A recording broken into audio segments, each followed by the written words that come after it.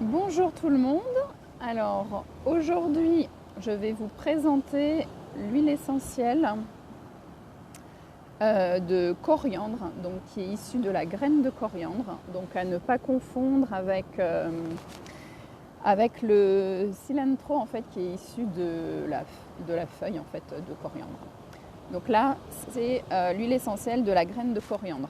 Alors, comment on peut l'utiliser cette huile?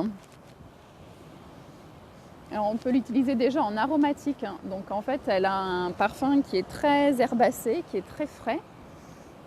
Et donc vous pouvez la diffuser et en fait, elle va permettre en fait de se relaxer. Donc vous pouvez l'utiliser dans des mélanges, dans des synergies que vous pouvez créer. Donc là, voilà, vous pouvez vraiment faire ce que vous voulez.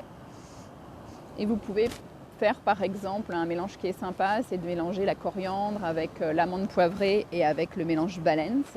Et donc ça crée vraiment une atmosphère relaxante et ça permet de favoriser aussi l'attitude positive.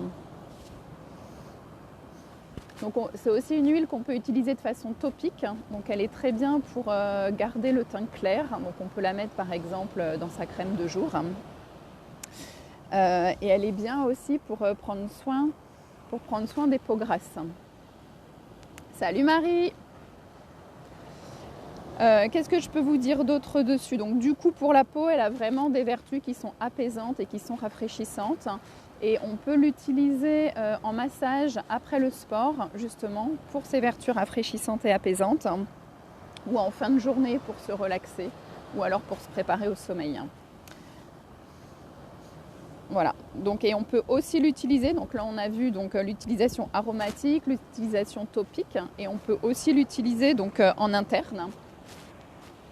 Alors, dans la cuisine, comme vous le savez. Donc, elle va vraiment apporter en fait un goût de plante frais et herbacé. Donc, c'est très sympa pour tout ce qui est sauce, pour tout ce qui est guacamole. Moi, je l'ai utilisé dans des jus verts ou dans des potages. On peut la mettre aussi dans les salades, dans les viandes. Voilà. Donc, ce que je trouve pratique, c'est que c'est beaucoup plus pratique à utiliser que les herbes séchées, puisqu'elles gardent leur saveur. Et que les herbes fraîches parce qu'on n'en a pas tout le temps sous la main et du coup voilà, tout le monde n'a pas la possibilité de garder des herbes fraîches. Faut simplement faire attention que comme le goût est très puissant et comme les huiles essentielles en cuisine, donc surtout avec celle-là, donc vaut mieux commencer par utiliser un cure-dent parce que sinon ce sera beaucoup trop fort en termes de goût.